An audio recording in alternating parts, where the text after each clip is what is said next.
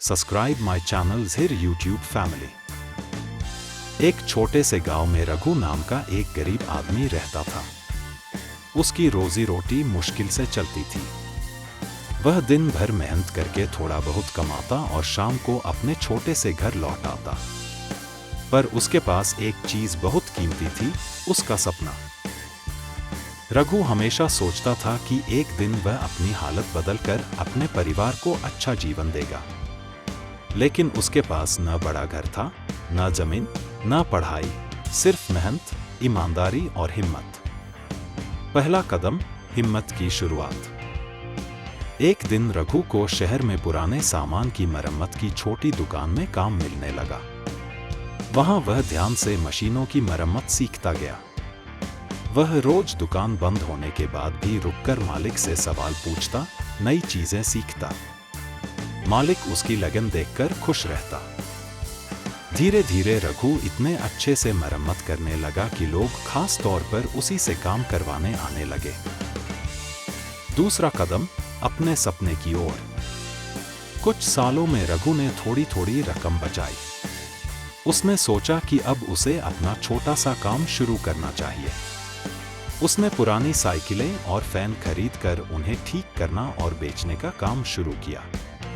उसकी मेहनत और ईमानदारी के कारण उसका काम धीरे धीरे बढ़ता गया। तीसरा कदम, कठिन समय और संघर्ष। एक बार बाजार में मंदी आई, सामान बिकना बंद हो गया। कई लोगों ने उसका मजाक उड़ाया और कहा कि गरीब आदमी बिजनेस नहीं कर सकता।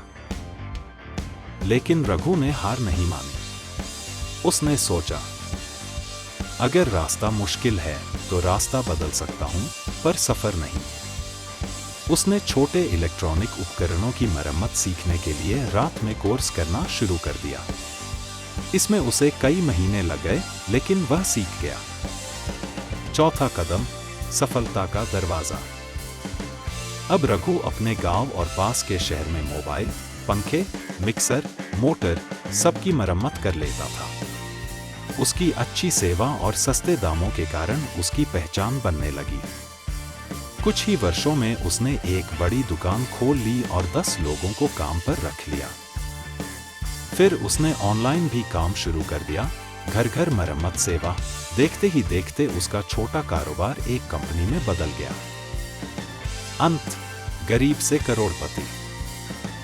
10 साल बाद रघु वही आदमी था जिसके पास कभी 2 वक्त की रोटी मुश्किल से आती थी, अब करोड़ों की कंपनी का मालिक था।